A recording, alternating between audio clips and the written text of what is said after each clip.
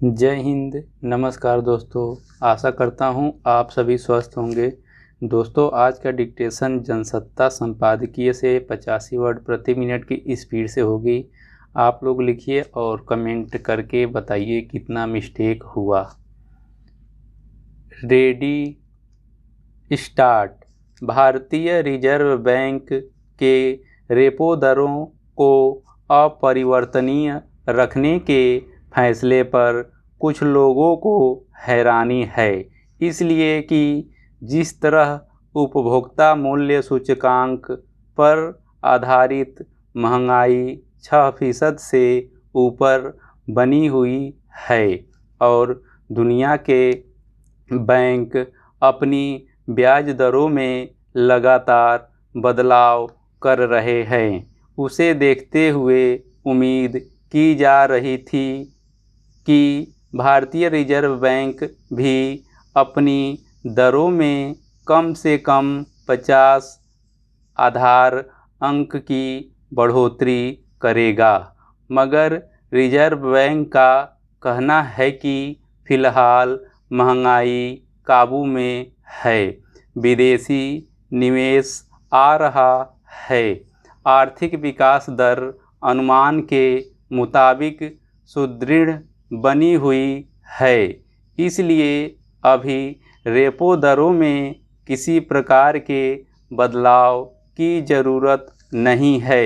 इस फैसले को रिजर्व बैंक ने विराम बटन दबाना बताया है, यानी आगे स्थितियों के मुताबिक रेपो दरों में बदलाव संबंधी कदम उठाए जाएंगे।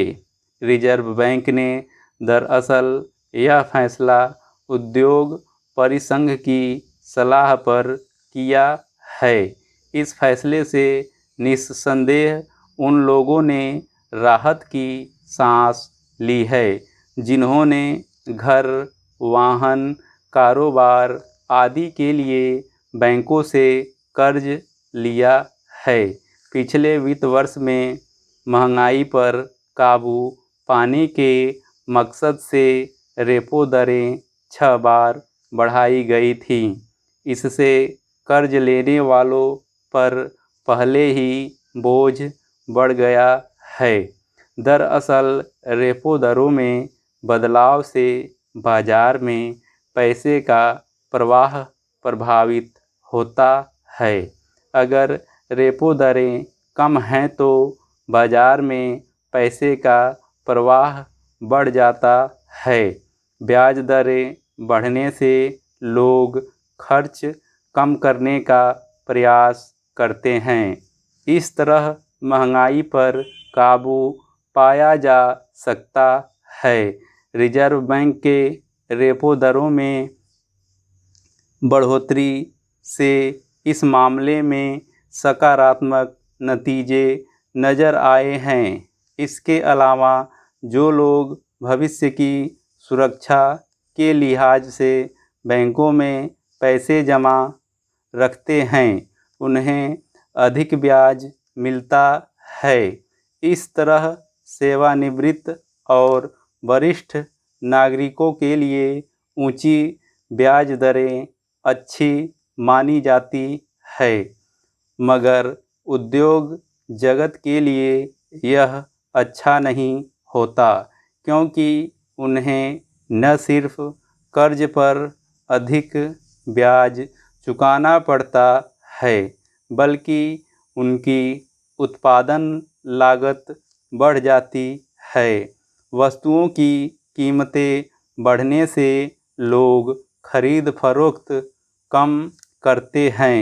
इस तरह उन पर दोहरी मार पड़ती है। इसलिए उद्योग समूह रेपो दरों को यथावत रखने के पक्ष में था, मगर वैश्विक आर्थिक स्थितियों को देखते हुए यह दावा करना मुश्किल है कि रिजर्व बैंक अपने इस फैसले पर कब तक कायम रह पाएगा।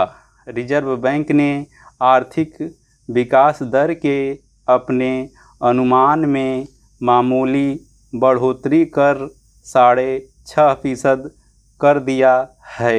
हालांकि दुनिया की तमाम रेटिंग एजेंसियां इस अनुमान को घटा रही हैं। अंतर्राष्ट्रीय मुद्रा कोष ने कहा है कि चालू वित्त वर्ष में दुनिया की आर्थिक विकास दर 3% रहने का अनुमान है। जाहिर है, ऐसी स्थिति में भारत को निर्यात के मोर्चे पर काफ़ी संघर्ष करना पड़ेगा। अभी तो आयात में कटौती करके वह अपना व्यापार घाटा पाटने में सफल रहा है, मगर यह लंबे समय तक व्यवहार में नहीं लाया जा सकता। फिर जब अमेरिकी फेडरल और दूसरे देशों के बैंक अपनी ब्याज दरें इसलिए बढ़ा रहे हैं कि उनकी बाहर गई पूंजी वापस लौट आए, तो भारत के सामने रुपये की कीमत को स्थिर रख पाने की चुनौती बनी रहेगी। जहाँ तक महंगाई की बात है, अब भी वह रिजर्व बैंक द्वारा तय सहन क्षमता के मानक से ऊपर है। इसलिए देखने की बात है कि रिजर्व बैंक का यह विराम बटन कब तक दबा रहता है। स्टॉप।